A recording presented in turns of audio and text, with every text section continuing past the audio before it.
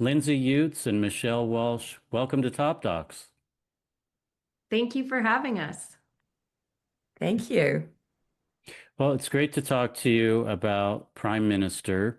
It's just an incredibly behind the scenes and intimate look at the former Prime Minister of New Zealand, Jacinda Ardern. Congratulations to you on the film. It's really just an eye-opening experience to be in Jacinda's world, and I think it speaks to so many issues. Thank you. So let's start by talking about the two of you. Lindsay, you're primarily known for being a top editor in the documentary world. You've worked with many directors, R.J. Cutler on a few projects, Stephen Bogner and Julia Reichert on American Factory, which is a terrific film and an Oscar winner, and many other films. And Michelle, I believe you're originally from Australia. You've worked in the UK, and now you've been based in New Zealand and worked there for over 20 years. You're both in far ends of the world from each other and from me. So the question is, how did the two of you come together on this project? I'll just back up a little bit. I'm absolutely, by my passion, a documentary maker. I also, through living in New Zealand, where you can't really make a living making documentaries, unfortunately, I've been very lucky to work with my husband, who was a filmmaker, one of the cinematographers and a producer on this film in New Zealand. And we have made all sorts of different content. And I'm getting to how I got to Lindsay, but this is an important part. We have a film company that does a whole lot of different types of projects. And one of the things we were working on at one stage was the campaign for the Labour Party that Jacinda was a part of before she became Prime Minister. She was deputy leader at the time, and we were lucky to be in and around her through that process. And I remember my husband saying, "This woman is just extraordinary. This young leader." I think when we met her, even before then, she stood out as this incredibly as sort of anomaly in political leadership. She was strong and empathetic and articulate and funny, and she just had this gravitational pull. And so we started working with her through that process, and through the years captured footage. And while she would never have entertained talking about a documentary, we were very conscious that we were in and around something very special, and that capturing what was unfolding around her felt very important. Of course, we didn't realize what was going to unfold. We could never have predicted some of the crises that she had to navigate through. And so her leadership became obviously more in the spotlight and more important, more profound.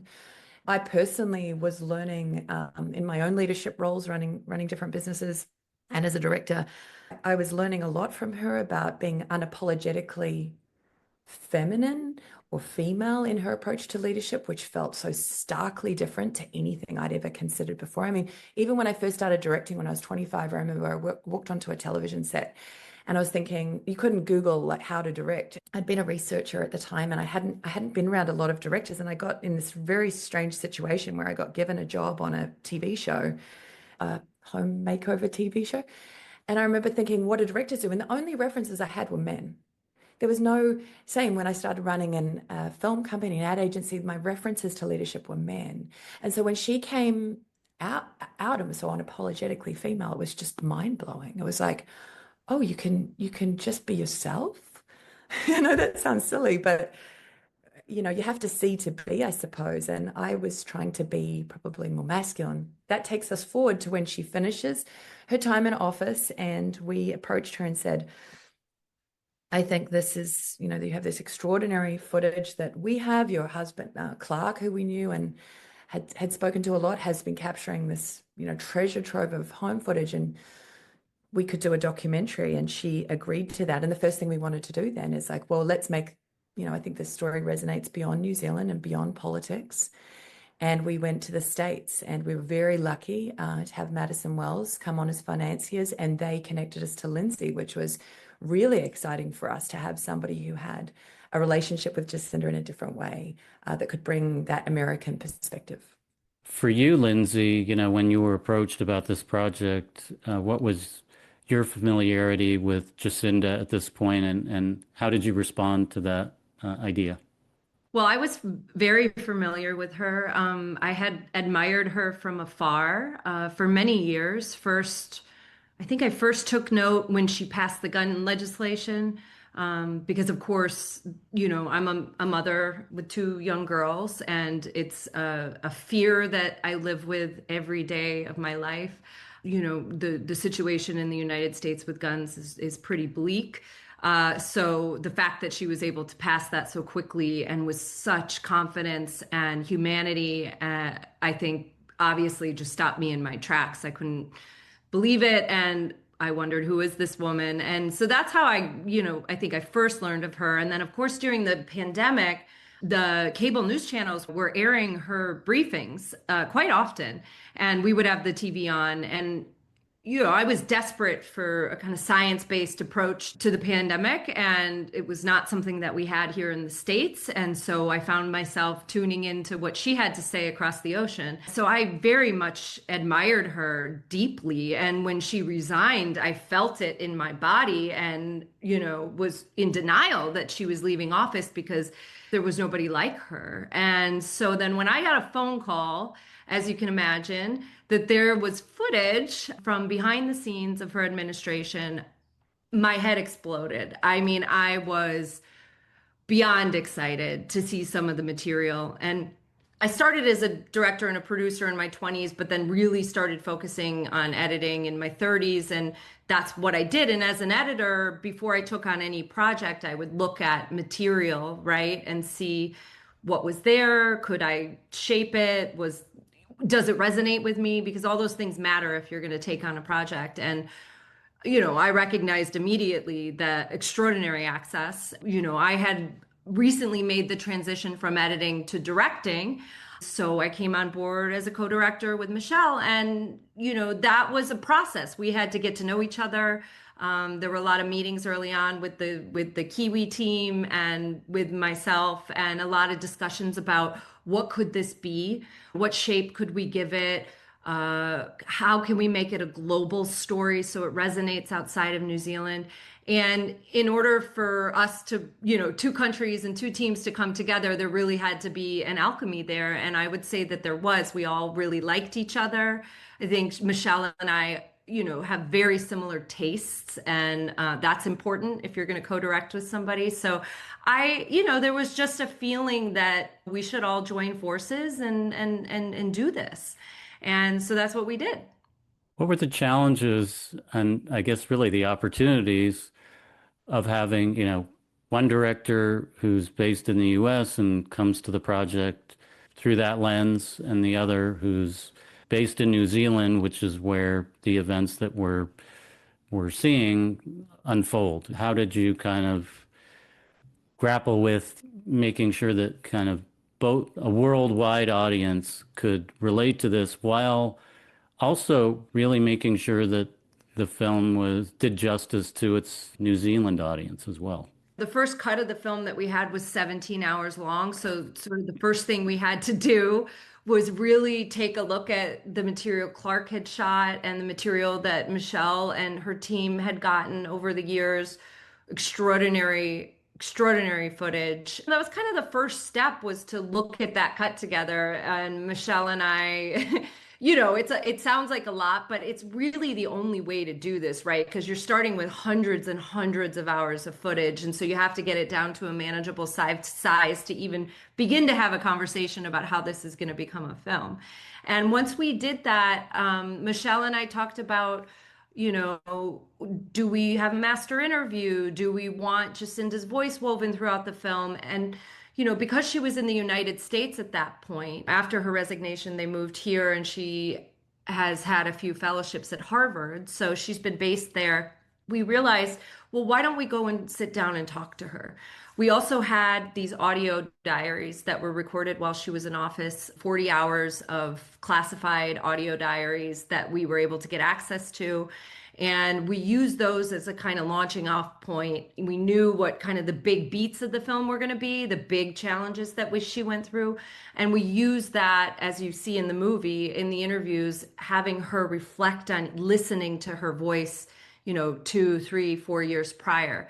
And we really asked her not to listen to any of the audio diaries until we shot it so that we could get a authentic emotion from her as she recalled everything that she went through. So Michelle and I were, super collaborative in interviewing her in Boston. And then, of course, we had to fill in a lot of gaps with footage that we sourced from other filmmakers or news organizations, just to give you, we had a ton of the personal behind the scenes, but in order to make it make sense, we also needed to kind of brushstroke in the rest of the world.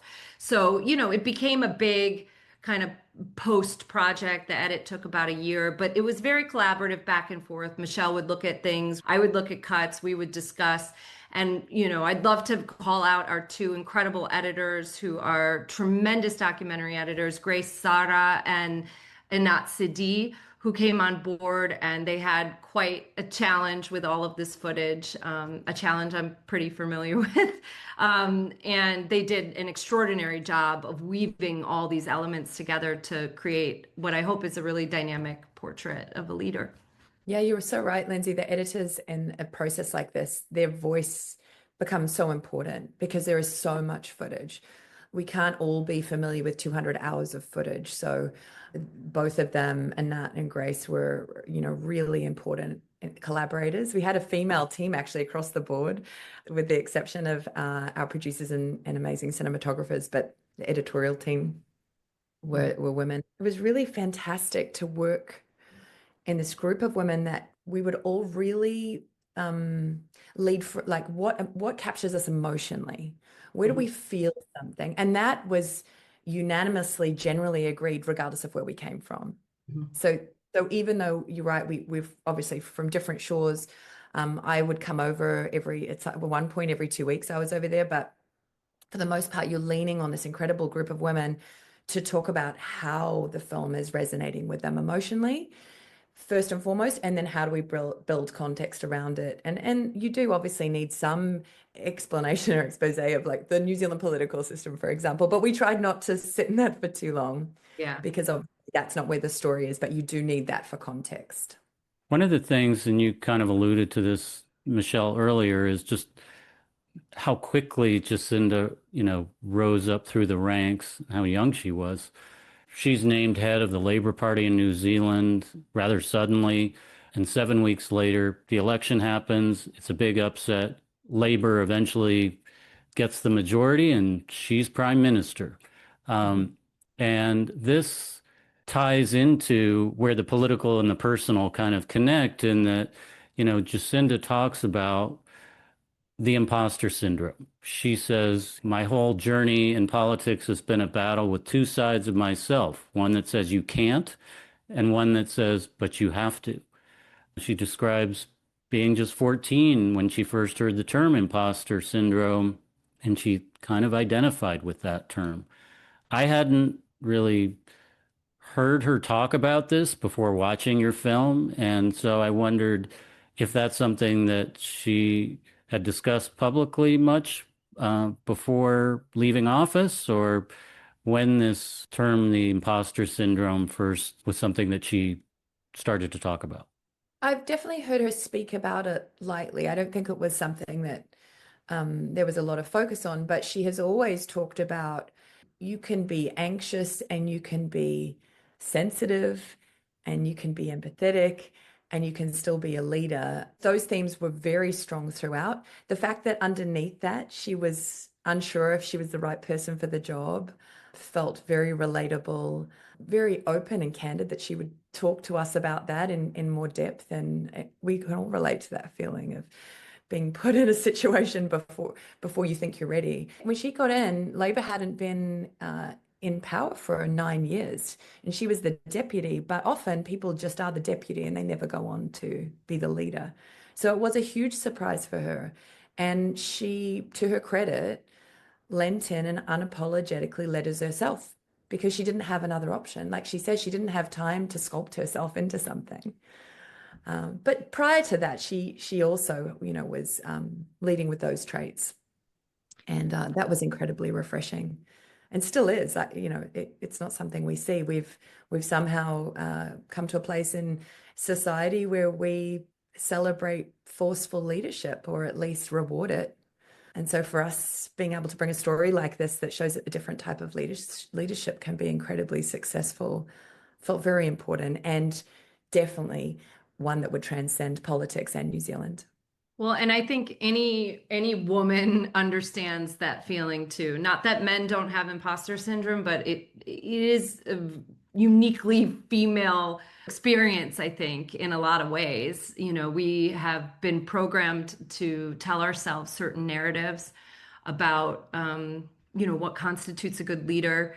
And in this case, you know, she's standing up there at that press conference that's toward the top of the film, right after she becomes the leader of the Labor Party, and she looks so confident and so strong.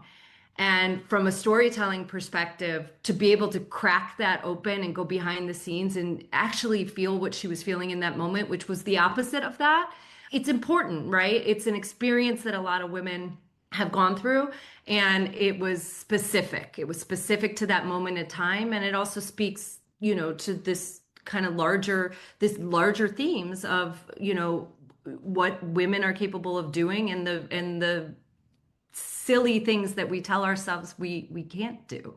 And so we wanted that in there. It was important to us because this film, we hope, resonates with young men and young women especially. Yeah, and on top of that, she's pregnant, and so that you know that's a big surprise to everyone. And she gives birth not long after taking office. There have been very few situations where elected leaders have, you know, been pregnant while in office and given birth. This is uncharted territory for her and for New Zealand and really for world politics. And you add to that, she has a very ambitious 100-day plan. You know, she has a lot of stuff she wants to get done policy wise. And again, I love how you show the behind the scenes and we hear her say, you know, in the back of my mind, I thought, how am I going to do this with the baby? So she's incredibly honest about what she was going through. And then we see her going through it publicly. I was also just thinking that having a baby in office is also probably going to play into this imposter syndrome even more because people are going to question, and we do hear that they do question her ability to do both things, be a mother, be a new mother, and, you know, run the country. Again, very relatable for working women, right? And Michelle and I are both working moms, and there's just not enough portraits out there of what it looks like to be a working mom with, you know, a high stress job, in this case, running a country and being a mother. So again, super important to us that this film was not just a political film. This is a personal film. It's the journey of a woman during a certain period of time. And we wanted all of the experience of being a woman on the world stage and just being a woman in general to be front and center in this film. I had just given birth to my second baby, and when I saw the breastfeeding footage, I mean, I was literally going through the exact same challenges that she was facing, and so many women struggle with breastfeeding, and it's just not something we talk about or look at. And we felt it was really important for other women to see that and feel less alone.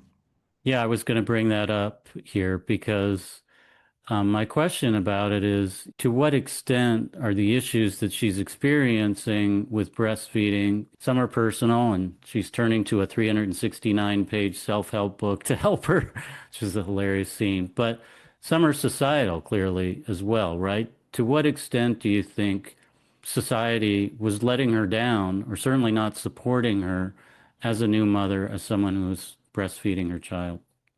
I don't know if we really know how to support women.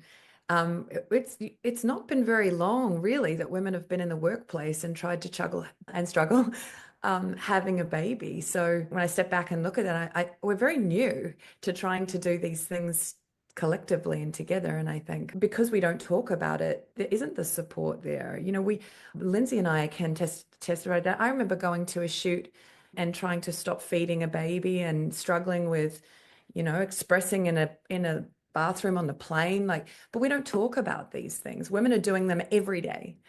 So I think maybe, putting this on the big screen, a political leader who's brave enough to show the struggles will help have those conversations, and maybe the next generation of women will be better supported. Yeah. I mean, you see it when she goes to the UN. She's trying to talk about climate and refugees and do her job. And she keeps getting questions about the baby. And, I think moving forward, I think we don't need to ask women all those questions if they've just had a baby. Let them do their job. Absolutely. There's a really moving scene around this time in the movie where a group of Maori women give her a traditional Maori cloak to support her. It's a beautiful cloak and it's a really moving scene. Can you talk a bit more about this tradition and what that gesture was intended to convey specifically to Jacinda? The cloak scene was really important for us in the film because it showed that despite some of the backlash that she was getting, that there was a beautiful collection of women around her who supported her and loved her dearly and, were that constant. The korowai, as it's called in New Zealand, is, as you say, a traditional Māori cloak. And that was symbolic of, it was a physical gesture to show the support around her and help to give her strength through that really difficult period that she was navigating, as you say, really alone. I think she was the second world leader ever to give birth in office. And that uncharted territory was difficult. You heard the voices. I mean, we could have chosen from 1,000 voices when we were going through the one of the big jobs was going through a lot of talk back. And there was a lot of negativity. And I think that gesture is deeply symbolic and representative of the people that wanted her there and believed in her and had her back, literally. Mm.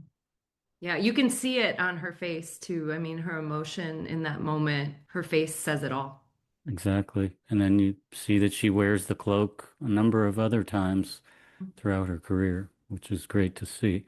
She goes through so many things happen during her administration and, she makes it clear like you can't prepare for these things. So in March 2019, there's a horrific mass shooting at a mosque and an Islamic center in Christchurch. Over 50 people are killed. And Jacinda's empathic response and how she stood with the Muslim community seem to have really been a defining moment. It's a case of her sort of kindness philosophy of governance successfully bringing the country together and making a powerful statement of support for the Muslim community. What can we take away from how she responded and how people, especially that community, related to what she did and what she said? If you go back to her absolute moral compass, which comes back to kindness and empathy, her leadership is pinned on those things. And she says herself, I didn't have to think about my response. If you're coming to a situation, a horrific, tragic situation with empathy and kindness, that's what it looks like. Mm. It wasn't a scripted response. And that's what's so beautiful about having those as your sort of beacons or your guiding principles is that you don't have to think what is the right thing to do. It's like, of course you're going to turn up like that because that's what empathy and kindness looks like. My husband is an academic. He is an Islamic scholar.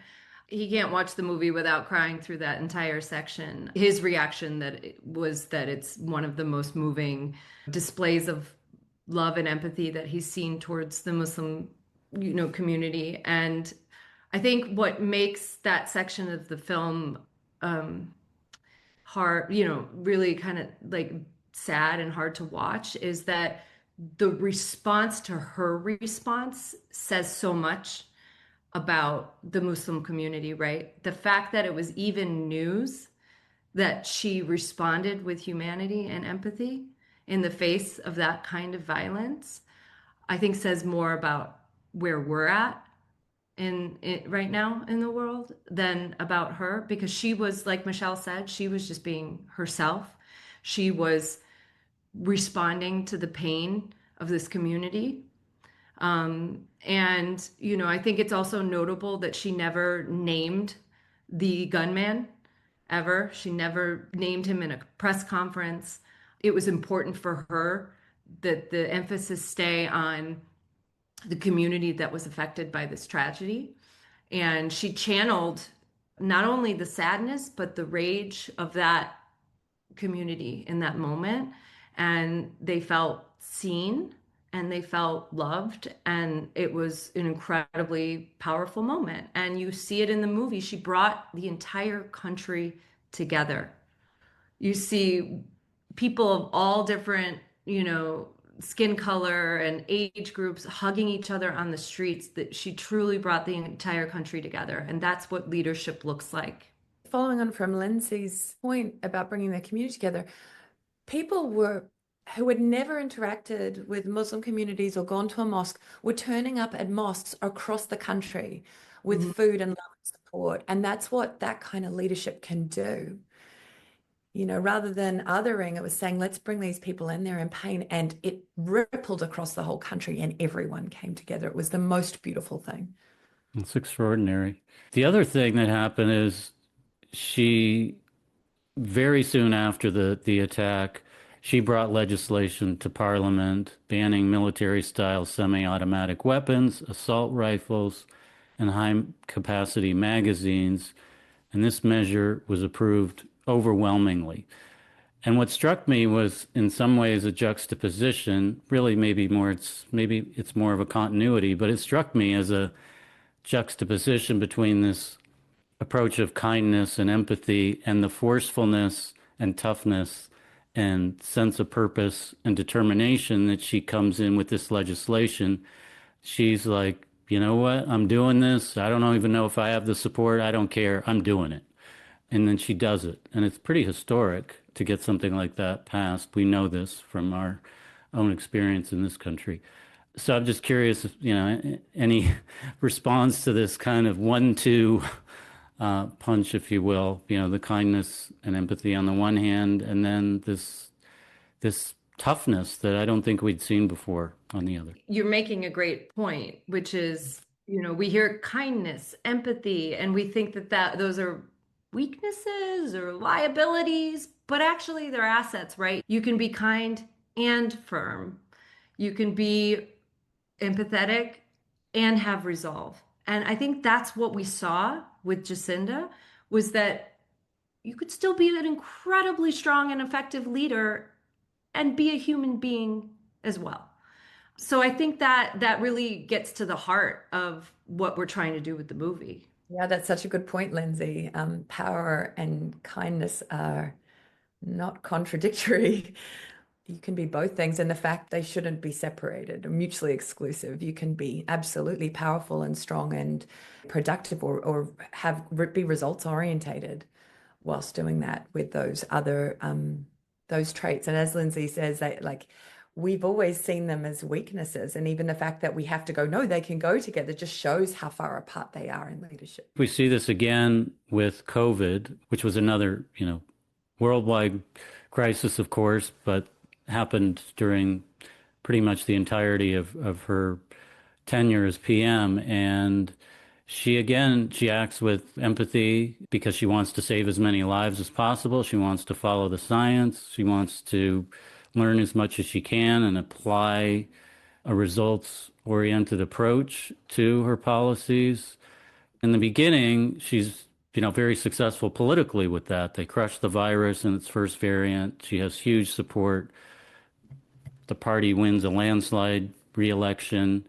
But then, later we see with the resurgence of the virus that there's a political backlash, and there's this group that comes to the area in front of the Parliament building and camps out and protests loudly. And as Jacinda puts it later, she had two goals with COVID: save people's lives and keep everyone together. I did one, but didn't quite manage to do the other. What do you think was the reason, or if you can put your finger on it, why she wasn't able to bring everyone together. I don't know that anyone could have, but just this difference between how things were received early on versus this response. And it's not just, the encampment, it's all the online vitriol as well. I think it's a sign of the times, isn't it, that we're operating in these silos that they're very hard to penetrate into to get consistent information. We're seeing it across the world. It's not unique in New Zealand, as you know. In terms of why, I think because we exactly that. We sit in an echo chamber of voices that are generally speaking one viewpoint. It's very hard to get information that doesn't have an agenda or is not one-sided. And so I genuinely, I think it's a sad sign of the times. It's also clear that the protests and the destruction of that public commons space really gets to Jacinda. She's really upset about it, and perhaps is a contributing factor to what began the process for her to decide it was time to leave office and resign. Do you feel that this was sort of a disillusioning moment for her, based on what you've seen in the footage and what she's talked about with you? I think her resignation is complicated, truly. I think she didn't resign for one reason alone. But yeah, I mean, I think that the general environment, during that time and the toll that it took on her was definitely a factor among many other factors. She had been in office for over 5 years at that point. I think that it was a very personal decision that she had to make, to resign. So I think it would be giving too much power to the people on the ground outside of Parliament to say that they pushed her out of office, because I don't think that's true. But it is disillusioning, to live in a world where that kind of hate and animosity is so rampant. We're seeing it, all over. I think it was particularly like the misogyny is there as well. That's a part of it. Would she have experienced the same backlash had she been a man? Maybe. I don't know if it would have been quite as cruel. I mean, at one point she talks about the nooses that were hanging from the trees down below her office. I mean, that's just, that we live in a world where that kind of stuff is happening is demoralizing. But again, she's an extremely optimistic person, and I think, able to kind of put everything into perspective. And certainly, the protesters did not push her out of office single-handedly. I think also she was a reluctant prime minister from the get-go. Mhm. And she recognized, this is the beautiful thing about her, is she recognized that her policies were more important to her than staying in power. She recognized that if she wanted those policies and the things that she was able to achieve in her time with her party to stay in place, that she was potentially a distraction and could damage the likelihood of that. And I think that's very noble. Mhm. We can't end without talking about her relationship with Clark, her now husband, and also with her daughter Neve. This is very much a family portrait. We do have a lot of great home movie footage that Clark shot. Can you talk about what you observed through the footage and talking to her, and maybe talking to Clark also off camera about this relationship and how they as a couple managed to navigate through her time as prime minister while having a child, getting married, and staying strong and in love as a couple? He's such a staunch supporter of hers. He was just such a rock for her. And you see that through the film. Lindsay, when you first saw the footage, that's one of the things we talked about straight away, is just this incredible love story that was actually underpinning all this, what we were watching unfold. Yeah, Or the first shoot that we worked on together was the wedding. Well, Before we did all the interviews in Boston. But yeah, I mean, from a storytelling perspective, it was super important to us to have that love story be a part of it because it's true. Working women with kids are expected to do it all, right? But we can't. We can't. And behind the scenes, especially for ambitious working women like myself, like Michelle, we have incredibly supportive partners who help us day to day. And we couldn't have both a job and be moms if we didn't have that. So it was important to us to show that relationship and how full it was and what it looks like to really support your partner. And in this case, the roles are sort of reversed, right? And she's the one whose career is taking center stage. And he's a really well-known personality in New Zealand, and he had his own TV career. And I think, he really had to put his own ambitions aside while she was in office in order to support her. And I think it's incredibly moving. And we wanted that to be a part of the film. And in terms of, who they are in real life, they're exactly the way they are in the movie. I mean, this is an incredibly loving, warm family. And it's just been a total joy for me to get to know them and be a part of, this journey with all these Kiwis who I love very much now. Well, on that note, I'll just say I think you've created an incredible document of a new kind of leader, a leader that is truly inspirational and continues to inspire even out of office. You've also shown us a really loving portrait of a family and of a country that I think all of us are eager to visit someday if we haven't been there before. It seems like a We need special more place. people. We have lots of space. No. Can we move there? Can we buy land? I'm looking out at this green pasture that has your name on it, Lindsay. I'm coming. There you go. It's about time. You can switch places for 6 months. Well, Thank you, Ken. thank you, and congratulations on the film. Thank you so much for having us on. Thank You you. bet. Take care. Bye-bye. Bye-bye. Do you have a hidden gem, a documentary that you think possibly doesn't get the attention it quite deserves? One of my favorite films, documentaries that I've seen in the past, recent past, is a documentary called Time by Garrett Bradley. That was up for an Oscar, I think in 2020. I may have that wrong.